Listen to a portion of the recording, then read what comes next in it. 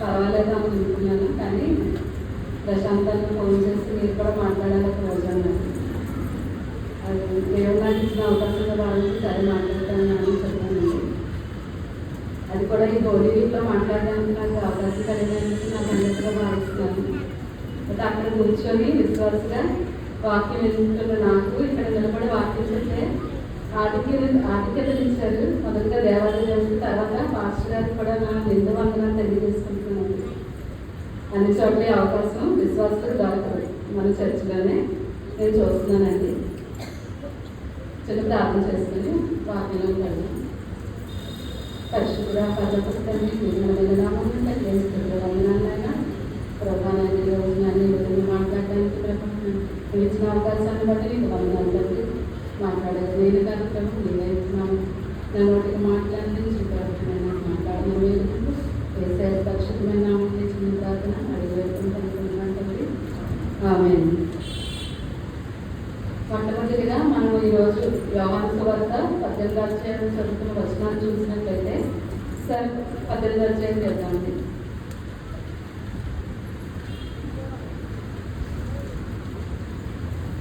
యేసు ఈ మాటలు చెప్పి తన శిష్యులతో కూడా కెద్రోను వాగు దాటిపోయాను. అక్కడ ఒక తోట ఉండేది. దానిలోనికి ఆయన తన శిష్యులతో కూడా వెళ్ళాను. యేసు తన శిష్యులతో పలుమారు అక్కడికి వెళ్ళుచుకునేవాడు కనుక ఆయనను అప్పగించి యోధాకును ఆ స్థలము తెలిసింది. కావున యోధా సైనికులను ప్రధాన యాజకులు పరిశీలన పొందిన బండోతులను వెంటబెట్టుకొని దివిటీలతోనూ దీపములతోనూ ఆయుధములతోనూ అక్కడికి వచ్చాను.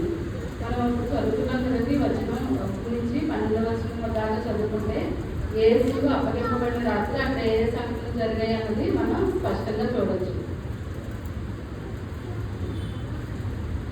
మొదటిగా చూసినట్లయితే 18వ అధ్యాయం 1వ వచనంలో మనం చదువుకుంటే యేసును అప్పగించిన రాత్రి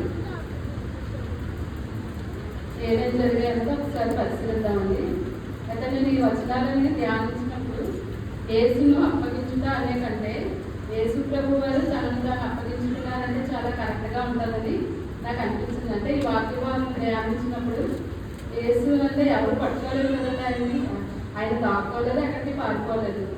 ఆయనే ఎదురు వెళ్ళి వారికి తనను తాను అప్పగించుకున్నాడు కాబట్టి ఎవరు ఆయన్ని బంధించలేదు, పట్టుకోలేదు. ఆయన స్వచ్ఛందంగా ముందుకు వెళ్ళి వారికి తనను తాను అప్పగించుకున్నట్టుగా ఈ వచనాల్లో మనం చూస్తాం. అదేవిధంగా లేఖన భాగంలో 18వ అధ్యాయం 4వ వచనం చూసినట్టయితే యేసు తనకు సంభవింపబోయిన మరియు ఎదిగిన వాడే అని ఉంటుంది. అంటే ఇది యేసయ్యది జరగబోయేదంతా తెలుసు. సర్వ సృష్టికర్త సర్వాంతర్యామి మన దేవుడు, భవిష్యత్తును చూసే దేవుడండి. కాబట్టి ఆయనకి ఏం జరుగుతుందన్నది అంతా ఎదిగిన వాడే కాబట్టి ఆయన ఎదురు వెళ్ళి వారికి తనను తాను అప్పగించుకున్నట్టుగా మనం ఇక్కడ చూడొచ్చు. కాబట్టి యేసయ్యను ఎవరు బంధించలేరు, అప్పగించలేరు. ఆయన తన సమయం వచ్చింది కాబట్టి వారికి అక్కడ అప్పగించుకుంటారు. గతంలో కూడా చాలాసార్లు యూదులు ఆయన్ని బంధించడానికి చూస్తారండి. అయితే ఆయన వారికి అప్పుడు వారికి సాధ్యపడదు ఆయన్ని బంధించడం. ఎందుకంటే ఆయన ఈ భూమి మీద చేయాల్సిన కార్యాలు ఉన్నాయి కాబట్టి ఆయన తన సమయం రాలేదు. ఆయన అప్పగించుకుంటేనే వారికి సాధ్యపడింది కాబట్టి లేదంటే వారిని ఆయన పట్టుకోవడం వారెవరికి కూడా సాధ్యపడదని మనం స్పష్టంగా అర్థం చేసుకోవచ్చు. కాబట్టి ఫిలిప్పీ 2వ అధ్యాయంలో చూసినట్లయితే ఆయన తన ముందు ఉంచబడిన బహుమానం కొరకు ఈ శిలువ పర్యాగాన్ని తన మీద వేసుకున్నట్టుగా చూస్తాం. కాబట్టి యేసు ప్రభు వారికి తండ్రి అన్ని నామముల కన్నా పైనామం అనుగ్రహించారు. అదేవిధంగా ప్రతి మోకాలు కూడా యేసయ్య పేరిట వంగుతుందని, ప్రతి నాలుక కూడా ఆయన రక్షకుడని ఒప్పుకుంటుందని తండ్రి అత్యధికమైన ఆధిక్యత యేసు నామానికి అనుగ్రహించారని మనం ఈ ఫిలిప్పీ 2వ అధ్యాయంలో చూస్తాము. కాబట్టి మనం ఇక్కడ ఈ సందర్భాన్ని చూసినట్టయితే రోమా సైనికులు ఆయన బంధించి హింసలు పెట్టిన లేదా ప్రధాన యాజకులు అబద్ధ సాక్ష్యాలు చెప్పి దేవదోషం చేస్తున్నారు, ఇదిగో దేవాలయాన్ని పడగొట్టి 3 దినాల్లో లేపుతానని చెప్పాడు అని అన్న యోధ ఇస్కరియోతు యోధ ద్రోహం చేసి ఆయన్ని అప్పగించినా సరే ఇవన్నీ కూడా యేసు అప్పగింపబడబోతున్నాడు అని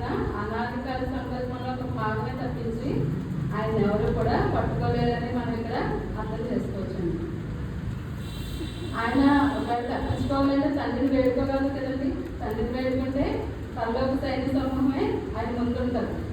ఒక్కొక్క రోజు కెపాసిటీ అంతండి. ప్రతి వారు పాస్టర్ గారు మనకి చెప్తుంటారు కదా,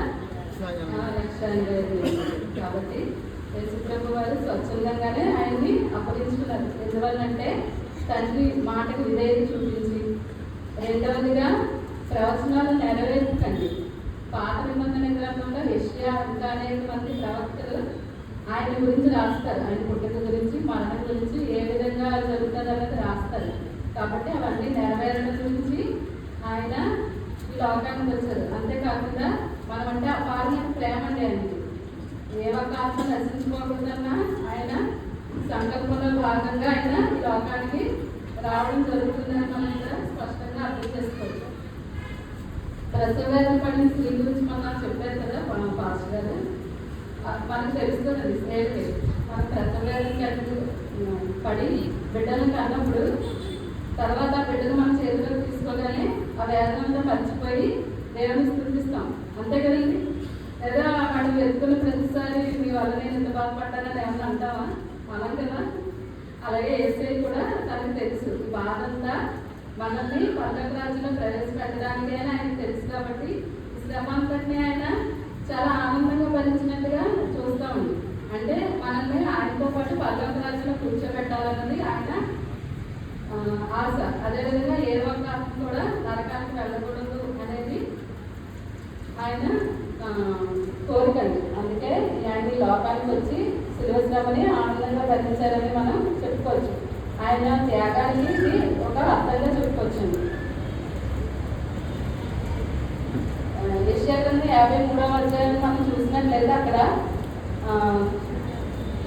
అతని నలుగురుటకు యెహోవాకు ఇష్టమాయను, ఆయన అతనికి వ్యాధి కలుగు చేశాను, అతడు అపరాధ పరిహారార్థం చేయగా అతని సంతానం చూసినాను అంటారు కదండి. అంటే యెహోవా దేవునికి ఆయన నలగొట్టడం ఇష్టమైందనా? అంటే మన సర్వమానవాళిని దర్శించుకోకుండా అందరి నిమిత్తం ఒక పరిశుద్ధ రక్తం చిందింపబడాలన్నది యెహోవా దేవుని సంకల్పం. ఆ సంకల్పంలో భాగంగానే యేసయ్యను ఈ శిలువ పర్యాగానికి సిద్ధం చేస్తారని మనం అర్థం చేసుకోవచ్చు. అదేవిధంగా మత్తయి సువార్త 17:22లో మనం చూసినట్లయితే 17:22 అండి. మనుష్య కుమారుడు మనుషుల చేతికి అప్పగింపబడిపోతున్నాడు, వారు ఆయనను చంపుతారు, 3వ దినమున ఆయన లేచినని స్పష్టంగా ఉంటుంది. అంటే అనేక లేఖన భాగాల్లో ఆయన అప్పగించబడతాడని ముందుగానే రాసి ఉంచడం జరిగిందండి. అయితే ఆ శిష్యులు ఈ మాట విన్నప్పుడు తలడిల్లిపోతారు. ఏంటి ఆయన చనిపోవడం ఏంటని. కానీ ఆయన 3వ దినాన్ని నేను మళ్ళా లేస్తానని చెప్తారు కదా, ఆ వాక్యాన్ని వాళ్ళు అర్థం చేస్తారు, వారికి మరుగు చేయబడుతుంది. కాబట్టి వారు భయపడి ఆయన చనిపోతే ఎలాగ మనకి రామసామ్రాజ్యం నుంచి మనల్ని రక్షిస్తారని అనుకున్నాము, వీళ్ళు మధ్యలో ఇలా విడిచిపెట్టి వెళ్ళిపోతారేంటని బాధపడతారు. అంటే ఆయన శిష్యులు యేసు ప్రభు వారిని ఒక రాజకీయ నాయకుడిగా చూస్తారు. అయితే యేసు ప్రభు వారు చనిపోయిన వారిని విడిచిపెట్టలేదు కదండి.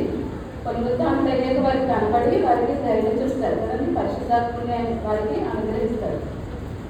అయితే ముందుగా శిలువ బలియాన్ని ఎందుకు చేయవలసి వచ్చింది, తాను యేసు ప్రభు వారు ఎందుకు అప్పగించుకోవాల్సి వచ్చిందంటే మనం 2 విషయాలు చూసి ముందుకెళ్దాము. యెషయా గ్రంథం 42వ అధ్యాయం 6-7 వచనాల్లో ఈ ఉద్దేశం ఉంటుందండి.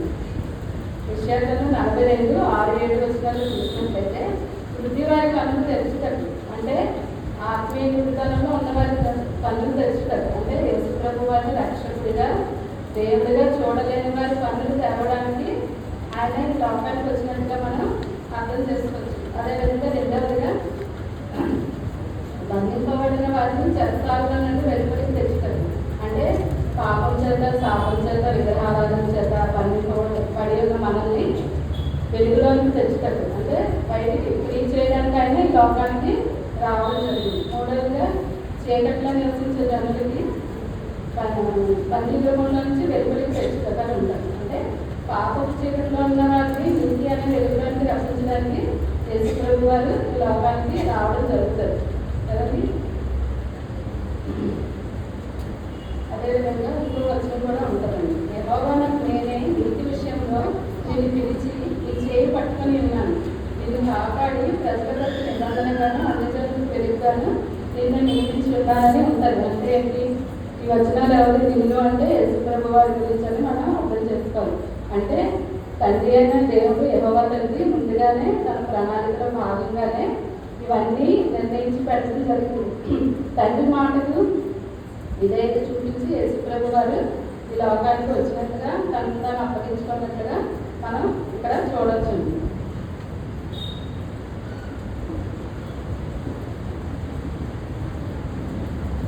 ఇందాక మనం చదువుకున్నాం కదండి 18వ అధ్యాయం. 18వ అధ్యాయం 1 నుంచి 12 వచనాలు చూస్తే ఇక్కడ యేసయ్య గుణలక్షణాలు మనం ఒకదాని వెనక ఒకటి చూడడానికి ప్రయత్నం చేద్దామండి.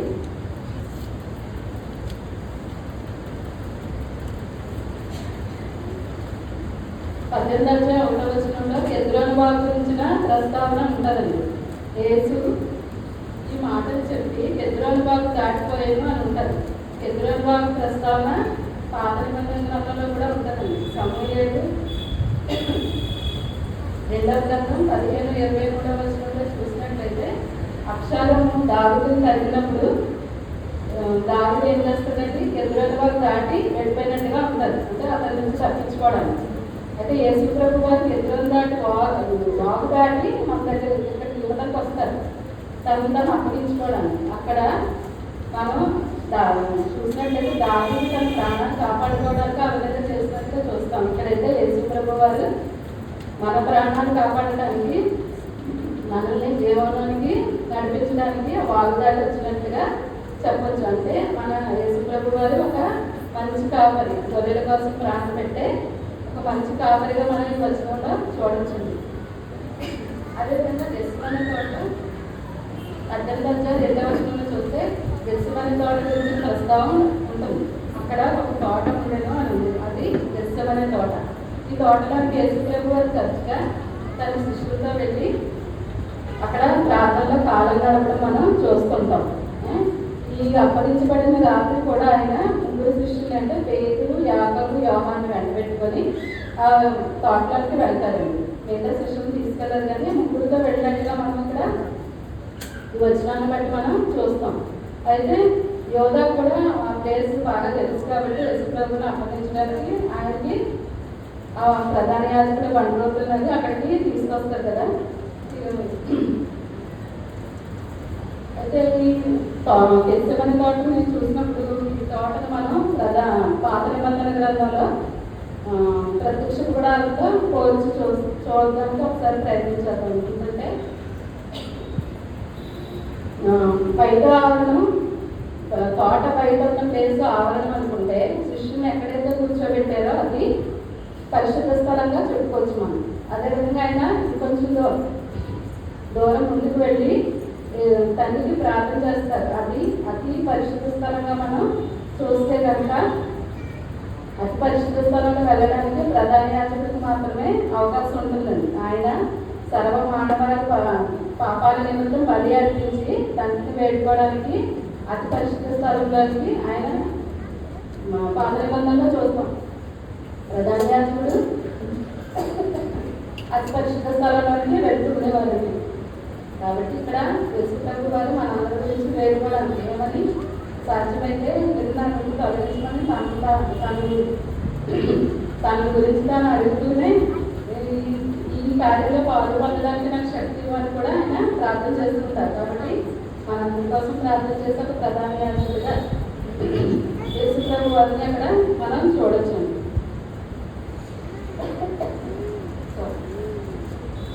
అదేవిధంగా 18వ అధ్యాయం 2వ వచనంలోనే యోధా ఇస్కరియోతు గురించి ఉంటుందండి. యోధా ఇస్కరియోతు ఒక ట్రెజరర్గా ఉంటాడు. ఆయన దగ్గర డబ్బు సంచి ఉంటారు. ఆయన డబ్బు సంచులకి దొంగిలిస్తూ ఉంటారని మనం చదువుకుంటాం. అయితే ఆయనలో ఉన్న దురాశని సాతాను ఒక ఆయుధంగా చేసుకొని ఆయనలోకి ప్రవేశించి యేసుప్రభు వారిని పట్టుకోవడానికి ఒక ప్రణాళిక వేస్తారు.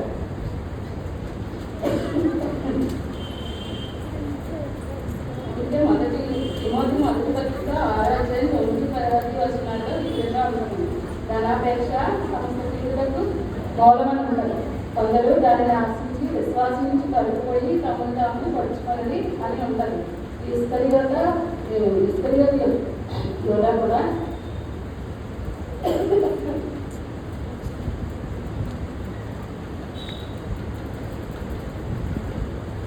పన్నెండు మందితో అపోస్తలుడిగా ఉండే విశిష్ట స్థానం పోగొట్టుకొని ఒక ద్రోహిగా తమగా ఈ లోకంలో ఈ చరిత్రలో మన బైబిల్ చరిత్రలో మిగిలిపోవడం మనం చూస్తాము.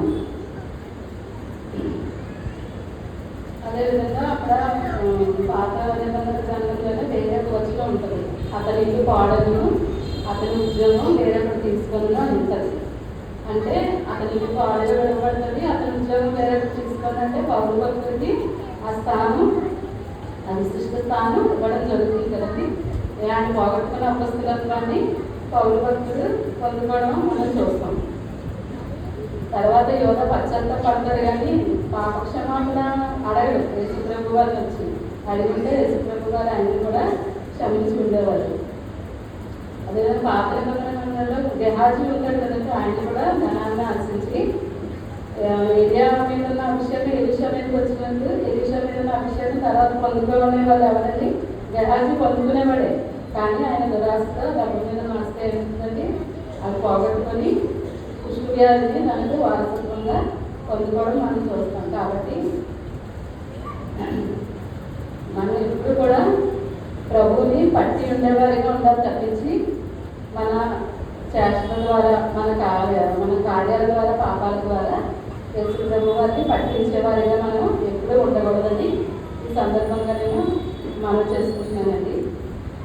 మంచి సాక్షి జీవితం మనం కలిగి ఉండాలి. అదేవిధంగా 18వ అధ్యాయం 5-6 వచనం చూసినట్లయితే యేసు ప్రభు గారు అడుగుతారండి అక్కడ ఎవరిని పండుగల్ని అక్కడ ఆయన్ని పట్టుకోవడానికి వచ్చిన వారిని ఏమని అడుగుతారు? మీరు ఎవరిని వెతుకుతున్నారని అడుగుతారు కదా. వారు నజరేయుడైన యేసుని అంటారు. నజరేయుడైన యేసుని అని అడగానే ఆయన ఏమంటారు? నేనే ఆయనని అని చెప్తారు. నేనే అన్న మాటని పడగానే వారు వెనకటి తగ్గి నేల మీద పడినట్టుగా మనం చూస్తాం. కీర్తన 27:12 ఈ విధంగా ఉంటుందండి. మనం బాధించి శత్రువులు నా మీదకి వచ్చినప్పుడు వాళ్ళు తొట్టి తుడి గల ప్రవచనలు అడగడానికి ఈ విధంగా జరుగుతుందని మనం ఇదంతా కూడా ప్రవచనాలు నెరవేరుగా మనం అర్థం చేసుకోవచ్చు. తర్వాత వచనాల్లో మనం చూసినట్లయితే మరలా అయినా మీరు ఎవరిని వెతుకుతున్నారని అడుగుతారు. అడిగితే యేసు నేనే ఆయనను నజరేయుడైన యేసు అని చెప్తారు. యేసు ప్రభు అని నేనే ఆయనని అంటారు. అంటే నేను మిమ్మల్ని ఎదుర్చున్న ఎడలా మీకు పోలీలని చెప్తారు. ఎవరిని? శిష్యుల్ని నన్ను పట్టుకోండి కానీ శిష్యులు విడిచిపెట్టమని చెప్తారు. అంటే ఆయన శిష్యుల్ని బంధించడానికి ఒప్పుకోరు. తనతో పాటు శిక్ష పొందడానికి వారిని ఆయన పరిచయం తాను అక్కడే ఒంటరిగా సిద్ధుగలిగారుగా బలవడానికి ఇష్టపడతారు తప్పించి శిష్యులు పరిచయడానికి ఆయన ఏమాత్రం కూడా ఇష్టపడదు. అందుకే నువ్వు నాకు అనుగ్రహించిన వల్ల నేను ఎవరిని పోగొట్టుకోలేదని ఉంటుంది కదండి. ఆ వచనం నెరవేరడానికి ఈ విధంగా జరిగిందని అర్థం చేసుకోవచ్చు. యేసయ్య నేనే అని చెప్పడం కనుక ఆయన దైవత్వాన్ని మనం చూడవచ్చు.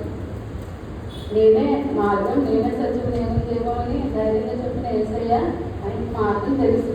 ఆయన ఎక్కడి నుంచి వచ్చారో ఎక్కడికి వెళ్తారో మార్గం తెలుసు. మనల్ని ఎక్కడికి తీసుకెళ్ళాలో ఆయనకు తెలుసు. కాబట్టి ఆయన మనల్ని ధైర్యంగా రక్షించడానికి లోకానికి వచ్చారు. ధైర్యంగా నేనే అని చెప్పుకోవడం కూడా జరిగినట్టుగా ఇక్కడ చూస్తాము.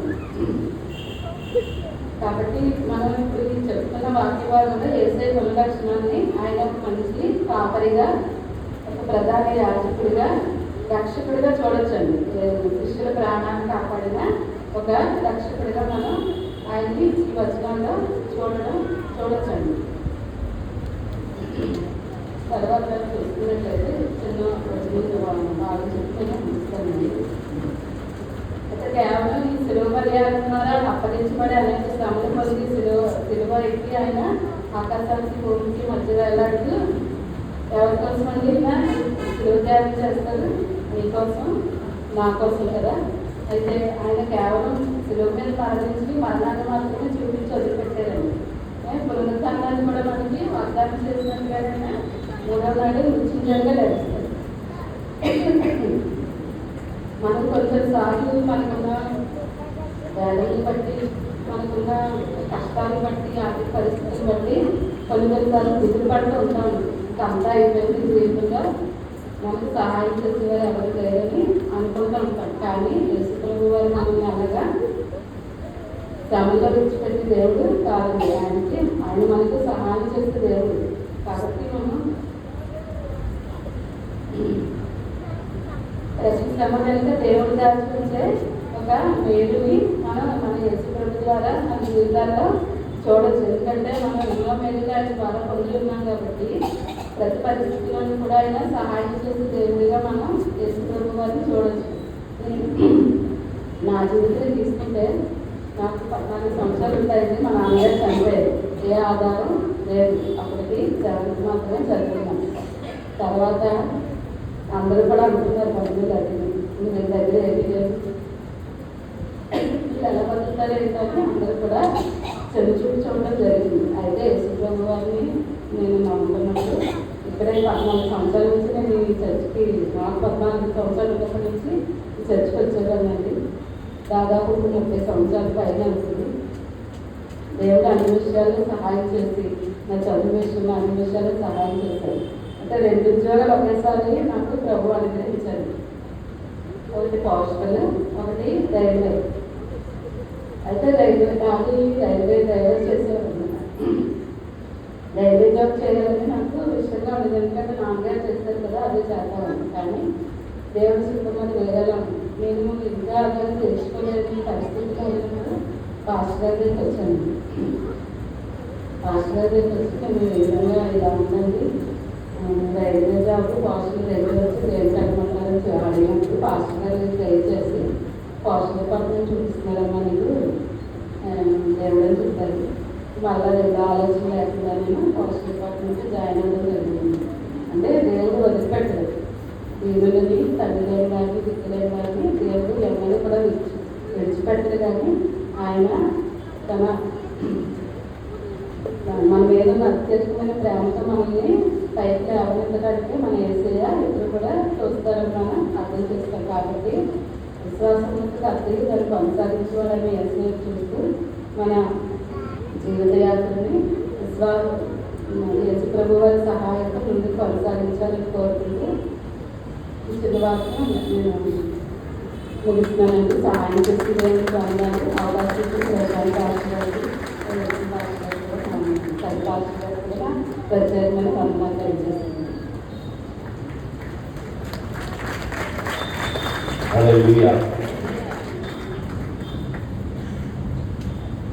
అందరూ బాగున్నారా? ఎంతమందికి చేతిలో ఉన్న వాళ్ళు ఉన్నాయి?